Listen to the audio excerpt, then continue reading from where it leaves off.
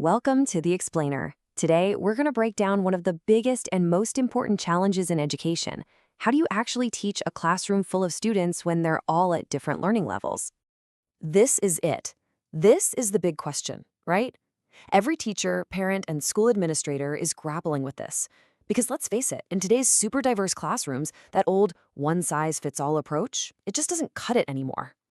But hang on, before we jump into all the solutions, we really have to understand the enormous pressure teachers are under just to make it all work. So let's dive into what that looks like.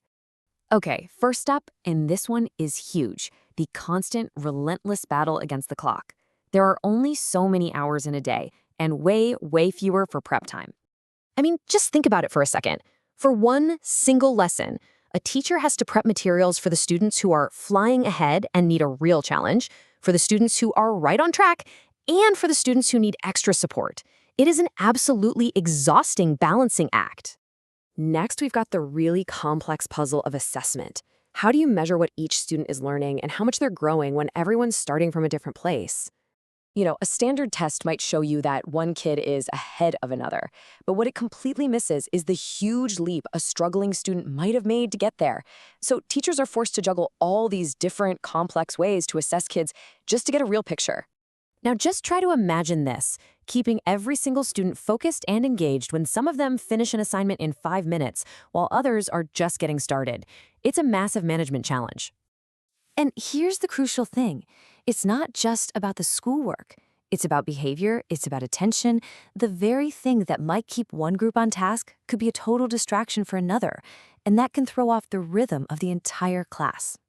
And as if everything happening inside the room wasn't enough, teachers are also dealing with these immense pressures from the outside. Think about it. You've got administrators focusing on standardized test scores, and then you have parents who, totally understandably, want that one-on-one attention for their child. And the teacher? They're stuck right in the middle, trying to make everybody happy. And finally, what makes all of these other challenges so much harder is often a simple lack of the right support and the right tools. This right here is a critical point. So many schools just don't have the budget for enough teaching assistants, or for the specialized materials, or the technology that can make a huge difference. So a lot of the time, teachers are just left to figure it all out on their own. Okay, so we've painted a pretty clear picture of the problem, and yeah, it's tough. But now, let's pivot, because despite all these hurdles, there are powerful, proven solutions that can empower teachers and, more importantly, every single student in that room. So let's open up this toolkit. We're going to look at some practical strategies that can build a way more effective and way more supportive classroom for everybody.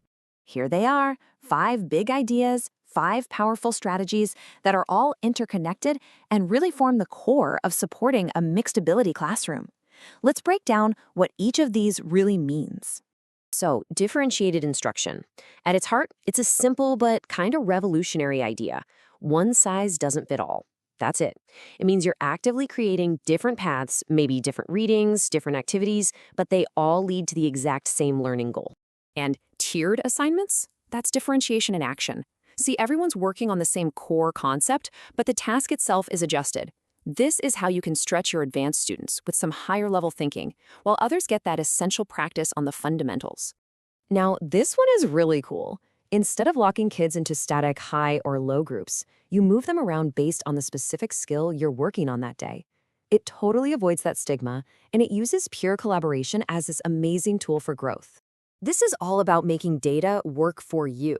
It's not just about getting a grade for a report card.